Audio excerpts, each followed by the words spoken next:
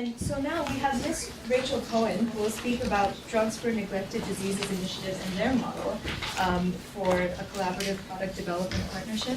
And it'll be really interesting to hear from her specifically for neglected diseases. So thank you. Okay, great. Thank you so much for having me here, and I really want to thank Anthony and Quentin for inviting and organizing such a fascinating, actually, discussion today. I'm sorry I can't stay for the rest of it tomorrow. I'm going to talk a bit about DNDi, which is the Drugs for Neglected Diseases initiative. I'm going to talk about the kind of history and rationale for why DNDi was created, our approach, a little bit about our quote-unquote business model. I hate to say that word, but it's the parlance of the industry, and so it's interesting, I think, to speak in their terms about a completely different way of looking at a problem. A little bit about the impact of our treatments that we have developed already that are in the hands of patients, and then a couple of conclusions that actually will bring us back to where the first panel started on the concept of a global R&D convention. So just really quickly, the whole history, or the whole kind of genesis of DNDi was this problem that was described by MSF and the Drugs for Neglected Diseases Working Group in 2001, which we called a fatal imbalance. I say we, I was with MSF at the time, one of the midwives that helped give birth to DNDi when I was at MSF. And this was a kind of seminal paper that described the dearth of new drugs for neglected tropical diseases and tuberculosis, essentially saying that over the past 25, 30 years, only 1% roughly of new drugs that were developed were for diseases that affected millions and millions of people in developing countries.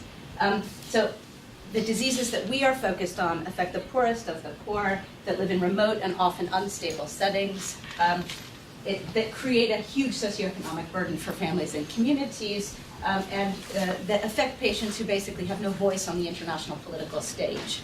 And those diseases, the core diseases are visceral leishmaniasis, human African trypanosomiasis or sleeping sickness, and Chagas disease. But we've done a little bit of work on malaria, significant work on malaria, I should say, and are expanding into two new disease areas that I'll speak about briefly. Just very quickly, DNDi actually was created out of MSF. The money that we received as MSF for the Nobel Peace Prize in 1999 was allocated to create the Access to Essential Medicines campaign that Judith described, as well as a think tanky type thing called the DND Working Group that eventually was entrusted with the task of developing an alternative model for developing drugs for neglected patients.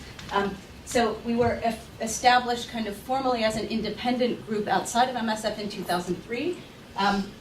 Addressing obviously the needs of the most neglected patients and trying to harness resources from both public and private institutions as well as philanthropic entities. But I want to draw a couple of distinctions between DNDi and some of the other product development partnerships that you've probably heard of today. Medicines for Malaria Venture, the TB Alliance, several others. Firstly, and I think most importantly, obviously MSF has been at the core of our creation, and so we have that MSF DNA kind of running through the organization, which means very impatient, very patient-centered, and very action-oriented. In other words, results-oriented, not interested in sort of just the holy grail of new chemical entities, but getting real improvements that will help patients immediately into their hands quickly. The other, I think, distinguishing feature is that on our founding members are in addition to MSF, five public sector research institutions. So we were created not only by MSF, but by the Indian Council of Medical Research, the Kenya Medical Research Institute, the Oswaldo Cruz Foundation in Brazil, and the Institute Pasteur with WHO's TDR as a permanent observer. And we have headquarters in Geneva, just 30 or 40 people, where our scientific team resides, and then regional offices in several different countries. The objectives of the organization are to deliver 11 to 13 new treatments for our target diseases by 2018, establish a robust pipeline for future needs. I think another thing that distinguishes DNDi from some of the other groups is that we really focus not only on delivering immediate treatments to patients, but on essentially helping to strengthen research capacity in disease endemic countries. This is something that is often left out of the equation, and it's the only long-term sustainable solution to R&D for diseases that affect people in poor countries. And also to raise awareness and advocate for both increased public responsibility and a new global framework, a new kind of, we've been saying this for 10 years, a new global framework for how research should be conducted for neglected patients. We source projects kind of through at every stage of the pipeline. So we have longer term projects that we, kind of discovery and lead optimization program, as well as preclinical projects that are more medium term. And we've also had a number of short-term projects that we think this approach, not just kind of hoping for the holy grail of the new chemical entity, has actually been extremely effective in delivering treatments to patients in the short term. This is our pipeline. I don't expect you to kind of be able to go through all of this. I just want to highlight, and I'll talk through them a little bit. We've delivered 6 new treatments for patients already since 2007. The first new treatment was in 2007, and it's been 1 every year since then. We have several projects in clinical development, as you can see, as well as in preclinical development, and 11 of those projects are new chemical entities. So here, I'm not going to actually spend too much time on this. I just want to mention 2 things that actually come back a little bit to what Mickey said at the very beginning of the day, which is that, of course, there are many, many, many patient needs that are neglected by the market, by policymakers, and we would love to be able to respond to all of those, but in fact, we feel that focusing on the most severe gouts where there are the highest fatality rates and where no other actors are involved is really our role. And so that's why we've focused at the core of our activities on those 3 diseases, but have been pressed by international organizations, including MSF, UNITAID, and others, to take on specific filarial infections, as well as, very importantly, pediatric HIV.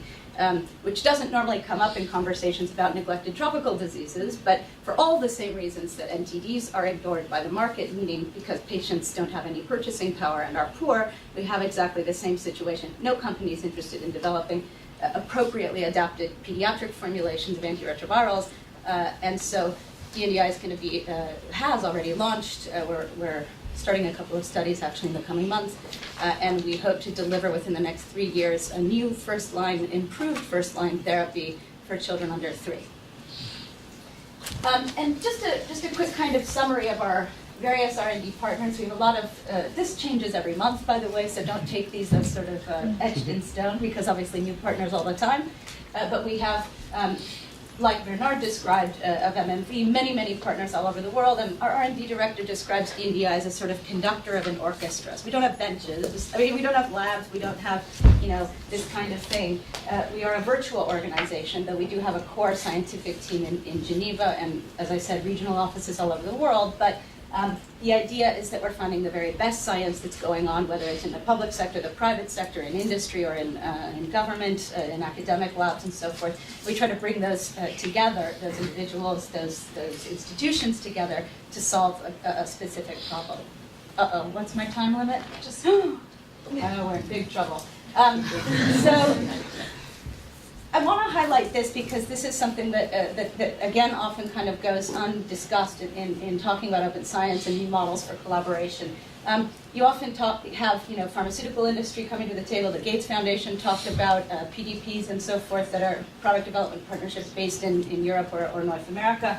But what about the countries that are actually affected? So we believe that it's extremely important to have research capacity in those countries where clinicians, patients wherever possible, and scientists as well as regulatory actors are involved in defining the patient's needs, are involved in conducting clinical trials, facilitating registration, and ultimately ensuring implementation and access for patients. So we have kind of given birth to 3 different disease-specific platforms. 90% of sleeping sickness cases happen in DRC, Democratic Republic of Congo. Most people say, cannot do a clinical trial in DRC.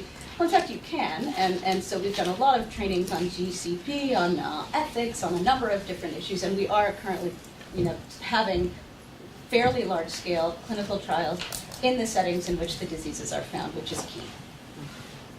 And here, I just want to point out that we have a diversified funding strategy. Most PDPs are funded 2/3 or more by the Gates Foundation. Gates often has a seat at the board level. We are in a very luxurious position, largely because of, first because of MSF's involvement as a major funder of DNDi, but also because of our commitment to ensuring that at least 50% of our funding comes from public sources, as we believe neglected disease R&D is a public responsibility, that we don't have to sort of deal with that, and we consider that we're able to make very autonomous and independent decisions as a result. So the business model, quote unquote. we think it's a collaborative model that's really evolving, and I think we're learning a lot from the open science movement ourselves. And I would like to describe DNDi's model as an open innovation model. I think we're getting there, but maybe we're not quite there. We do. I'm not going to actually talk through all of this because of the time constraint. I really want to kind of highlight two things.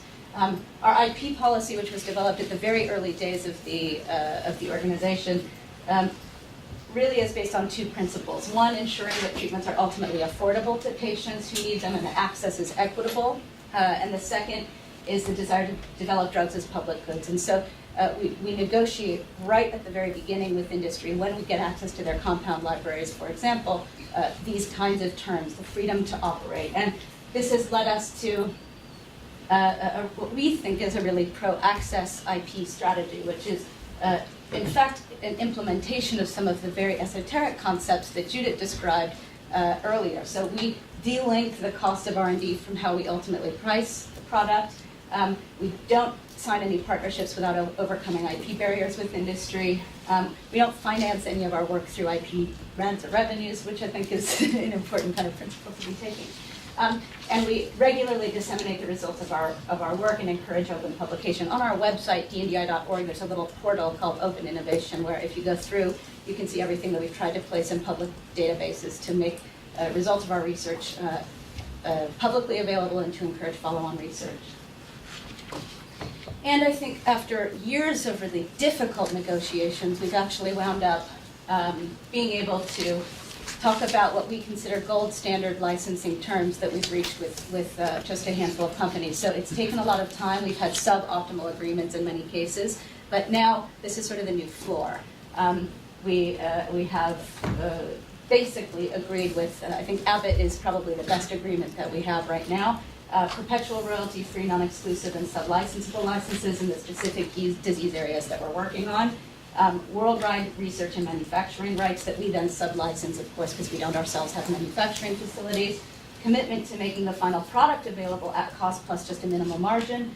And to all endemic countries, regardless of income level, and anyone following the sort of medicines patent pool and Gilead license story will understand that that's a fairly big deal.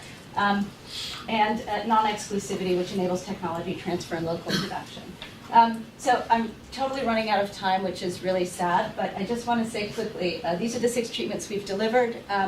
2 fixed-dose antimalarials, a new combination therapy for sleeping sickness, a set of combination therapies for visceral leishmaniasis in Africa and Asia, and a pediatric dosage form of benzimidazole for the treatment of Chagas disease. And here, just to say quickly, ASAQ, which is a fixed dose of artesunate and imodiaquin, has reached we've distributed 150 million doses. It's been registered in 30 African countries, and Sanofi is the industrial partner. And because of those licensing terms that we were able to reach with them early on, the technology is now being transferred to a company in Tanzania that will be a kind of a long-term producer of this product. Similarly, ASMQ, which is artesunate plus methylquin, was developed, in fact, in partnership with a public lab in Brazil. There's sort of a south-south technology transfer here, where the Brazilian lab is transferring to Cipla, a generic company in India, who will handle WHO pre-qualification and distribution in the ASEAN region. And I'm afraid I have to skip through all of that so quickly. Judith talked about this in her talk, and I think it's really the fundamental message that I want you to hear from a DNDi's perspective, which is that it's possible to do medical innovation by putting patients' needs at the center. Obviously not just profits, not commercial interests, not just the sort of concept of open science, but actually talking about patient needs at the very center. And having been an observer myself and part of MSF when we gave birth to DNDi, I just wanted to share some reflections about sort of where we are 10 years since we at least published that first report called Fatal Imbalance. Obviously, a lot of new R&D players and actors. There are product development partnerships, academic consortia, pharma programs, and emerging economy initiatives that were mentioned by Bernard and others in previous talks. New donors have come to the table for neglected disease R&D, DFID in the UK, other European donors, MSF, which doesn't like to think of itself as a donor, but is for us. And of course, the Gates Foundation with good and bad implications there. New interest, really a lot of new interest in open models for innovation, from everything from OSDD in India to the medicine patent pool to widewell research, which we can criticize, but is something that's kind of an interesting evolution in the field. And obviously a growing recognition that the traditional pharma business model is indeed in crisis, as described very well by René. The neglected disease R&D pipeline is starting to be replenished, but obviously millions still need access to new tools. We are nowhere near the end of the game here. We believe the efforts are still too fragmented, too reliant on sort of voluntary goodwill of donors, of companies, and so forth. And so there's really a need to transform these individual successes that we as PDPs and other actors are having into really durable, sustainable policy change. And that's why we feel a paradigm shift is needed. We've been talking about it for 10 years. And we do believe there is a need to have a sort of new set of norms, a new framework that kind of puts all of this together, that both increases financial and technical resources with new incentives and financing mechanisms, and ultimately decreases the R&D costs through open innovation, pro-access IP management, harmonized regulatory strategies. Regulatory issues are huge, and we should talk about them at some point during this conference. And obviously, ultimately, transparency of R&D costs. We will put out a policy brief probably next week related to the WHA, the CWIG process that Judith described. And in there, we'll have very similar figures for the very, very rough estimates for our cost of development, which is going to be about 10 to 40 million euros for an improved therapy and about 100 to 180 million euros for a new chemical entity. And I won't run through that. That's just the punchline, but thank you very much, Sanford.